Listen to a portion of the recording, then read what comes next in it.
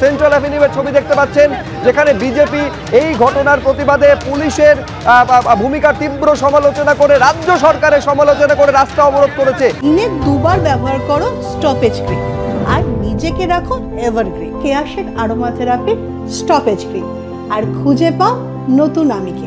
বেশ কিছুটা সময় পেরিয়ে গিয়েছে সমীরণ, এখনো পর্যন্ত কি রাস্তা অবরুদ্ধ হয়ে রয়েছে?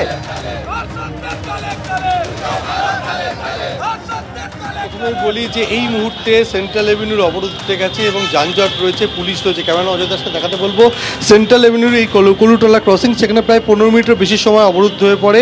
কলকাতা উত্তরের বিজেপির সভাপতি তমগ্ন ঘোষ তিনি যেটা জানিয়েছেন, যেহেতু পুজো এবং পুজোর বাজার কেনাকাটা চলছে এবং প্রচুর মানুষ রাস্তায় রয়েছে, এই যানজট হলে তাদের সমস্যা হবে এবং সেই কারণে তারা অবরোধ তুলে নেয়। তবে তাদের বক্তব্য যে যেভাবে কুলতলিতে 9 বছরের বালিকাকে ধর্ষণ করে নৃশংসভাবে খুন করা হয়েছে, সেই ঘটনার তারা সিবিআই তদন্ত দাবি করেছেন এবং আজকে মুরলীধর সেন নেলে তাদের রাজ্য দপ্তর থেকে বিজেপির যুব মোর্চার কর্মী সমর্থকরা তারা মিছিল করে বেরিয়ে আসেন, কলুটোলা মোড়ে আসেন, কলুটোলা ক্রসিংয়ে আসেন এবং সেখানে তারা টায়ার জ্বালিয়ে রাস্তা অবরোধ করে সেন্ট্রাল এভিনিউতে।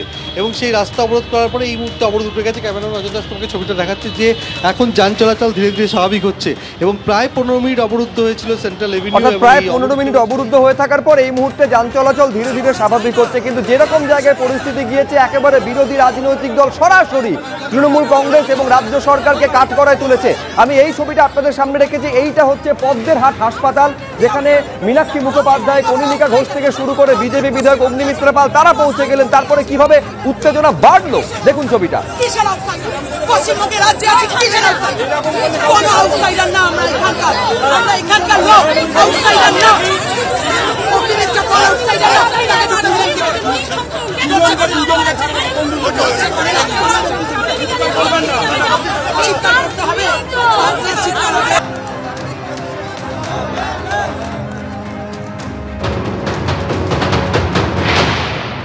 মেয়েদের উপর এই ধরনের পাশবিক আক্রমণ, যদি এগুলো সত্যি এই লোক, এই জানোয়ার যদি এই সত্যি করে থাকে বা তো স্বীকারও করেছে, এগুলোকে প্রকাশ্যে টাঙিয়ে ফাঁসি দেওয়া উচিত অথবা গুলি করে মারা উচিত। তিলজলা মডেলে অ্যাজ আর্লি অ্যাজ পসিবল। এবং নতুন আইন যেটা হয়ে গেছে, রাজ্যপাল সই করে দিন, রাষ্ট্রপতি ছেড়ে দিন, যত তাড়াতাড়ি সম্ভব তদন্ত এবং ট্রায়াল শেষ করে মৃত্যুদণ্ড, ফাঁসি আমরা চাই। যারা যাচ্ছে এই সিপিএম বিজেপি, সিপিএম এর জমানায় এই ঘটনা বারবার হয়েছে। বিজেপি অন্য রাজ্যে এগুলো ভয়ঙ্করভাবে ঘটছে। এদের অরাজকতার প্ররোচনায় পা দেবেন না।